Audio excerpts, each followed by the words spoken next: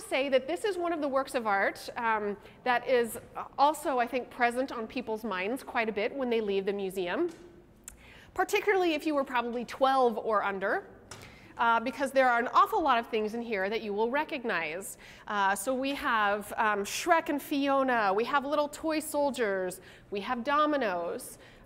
We do have these little Metropolitan Museum of Art buttons, little toys that are cars, alphabets, and I see a couple of other parents in the room. I'm just going to ask you, when you look at this, what is your first response to these types of toys? His age, they're dangerous, right? You're going to get them in your mouth. So your son's 20 months old is what you said? Yeah. Okay. What about your kids? Where do your kids get these toys? Where do you get them? Yes. Where do they acquire them mostly?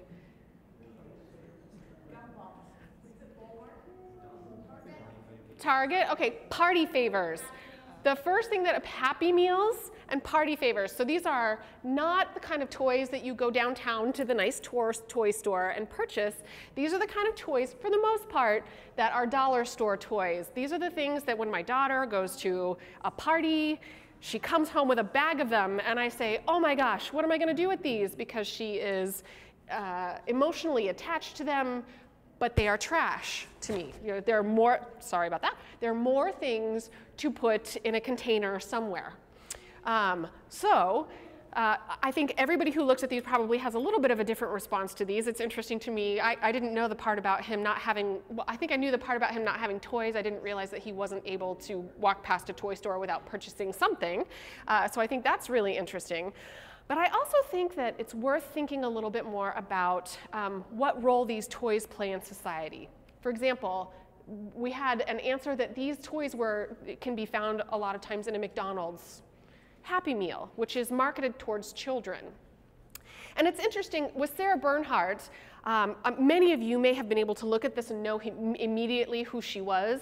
Most people at the university, and maybe 21 and below, they don't know who this is. I think about Sarah Bernhardt and her role in society and how she pretty much had everything right. She did anything she wanted. She was an actress. She was very successful. She had a child out of wedlock at a time when you just did not do that and let people know about it.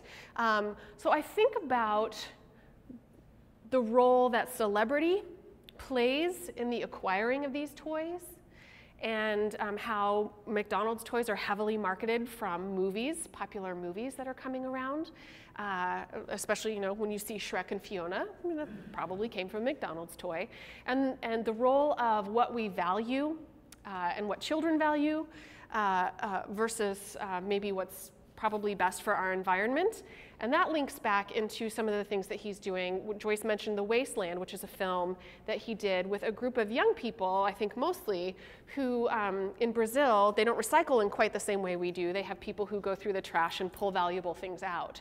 And so he worked with a group of these people to do an art installation. And so it makes me think, you know, in the United States, these toys would have been purchased and you're sort of given very freely and inexpensively, but the children that he's working with would have looked at them in maybe a very different way.